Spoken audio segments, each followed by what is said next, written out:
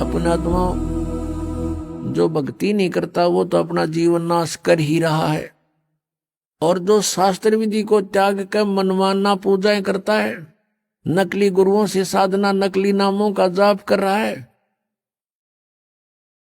वो भी अपना जीवन नाश कर रहा है। वो उसी के तुल्य है जो भक्ति नहीं कर रहा है।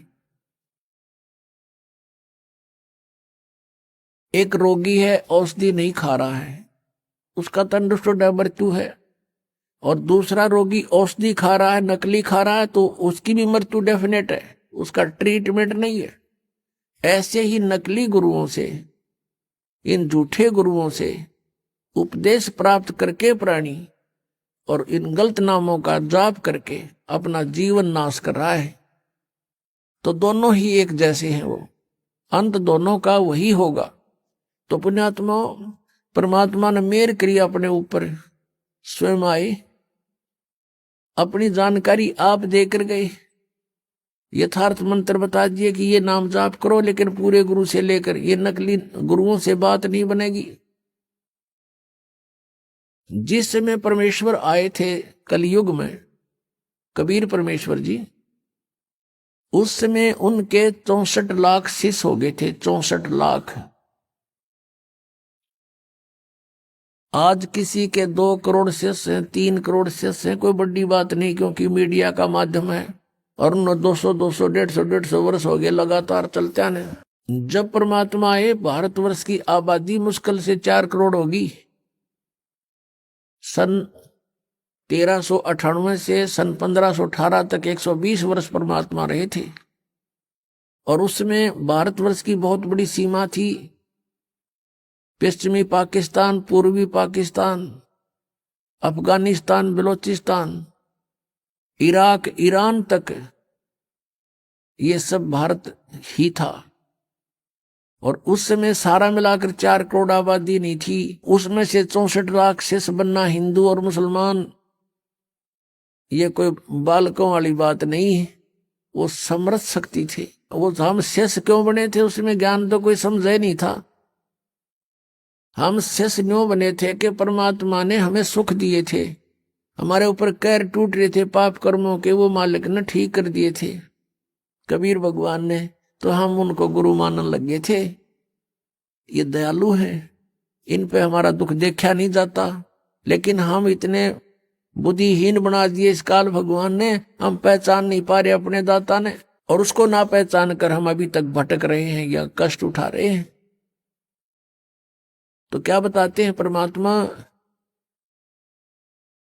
के दुगने तिगने किए चौगने किन्हू मूल गवाही। किसी ने तो इसके दुगने तिगने चौगने बना लिए, किसी ने इसका मूल धन ही नष्ट कर दिया।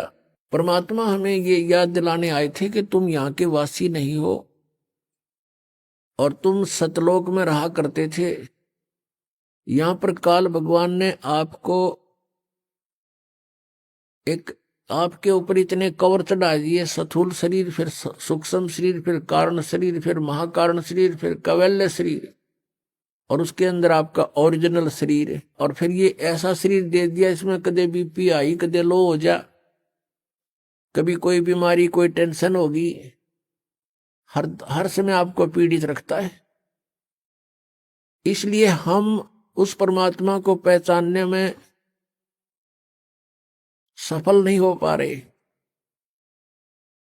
अब हम पहचानेंगे भगवान को, क्योंकि समय आ गया है। आपके ऊपर मेहर करी परमात्मा ने, जिस ज्ञान को अभी तक छुपा रखा था वो आपके ऊपर बरसा दिया भगवान ने, और थोक के बाका बरसा दिया। 1 महीने में 2-2 सत्संग, 3-3 दिन के, और आप जी को फिर वहां से जमानत भी परमात्मा करवा के लाता आपकी। ये ना सोचना कि आप स्वयं आ पाओगे यहाँ पर, इधर आपका मुख भी नहीं करने दे ये काल, ये सत्कर मान लेना। और चाहे कहीं चले जाओ, ये खुश रहता है। किसी राधा स्वामी में देखो करोड़ों शिष्य, धन सदगुरु में देख लो लाखों करोड़ों शिष्य हैं, वहां बेशक जाओ, पर यहाँ आने से पहले 100 बाधाएं पैदा करने की चेष्टा करता है। उसको पता है कि वो तो अपने ही हैं, पंथ हैं, काल के ही पंथ हैं। वो तो ना वहां नाम है, ना उनका ज्ञान है, दुनिया को काल के जाल में फंसा के बैठा रखा है। और यहां आने से उसकी पोल पाटे सारी। तो यहां आपको परमात्मा लेकर आते हैं, आपकी जमानत करा के लाते हैं कि 3 दिन की जमानत, 4 दिन की जमानत करवा ले। काल की कैद है या इस कैद में हम अपना वो कर्म भोग रहे हैं जो हमें सजा मिली हुई है, और वहां से 3 दिन की छुट्टी करा के लाओ आपकी, यह जमानत पा रहे हो आप, ये समझ लेना। यहाँ कोई काम नहीं, पग परमात्मा के नाम के सिवा दूसरी बात नहीं। और यहां कर भी कोई और बात चलाता है तो महा अपराधी प्राणी है। कहते सत्संग के मां आके कोई बात चलावे और तिस अपराधी आत्मा को 3 लोक नहीं ठोर। तो यहां आप आते हो, भगवान की चर्चा करते हो, किसी से आप सुनते हो, किसी को सुनाते हो, नए को अपना दुख जो भगवान ने सुनवाई की आपकी वो बताते हो, अनुभव बताते हो। तो ऐसे सारा दिन आपका मालिक की चर्चा में जाता है, यहाँ कोई टेंशन नहीं।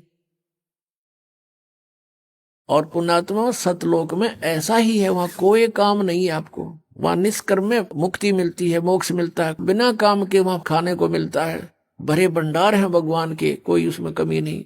तो यहां आप आते हो, आप यहां आते हो अपना कुर्ता पजामा लेकर आते हो, बाकी सारी सुविधा परमात्मा ने दासों के माध्यम से आप पुण्यात्माओं के लिए करवा रखी है।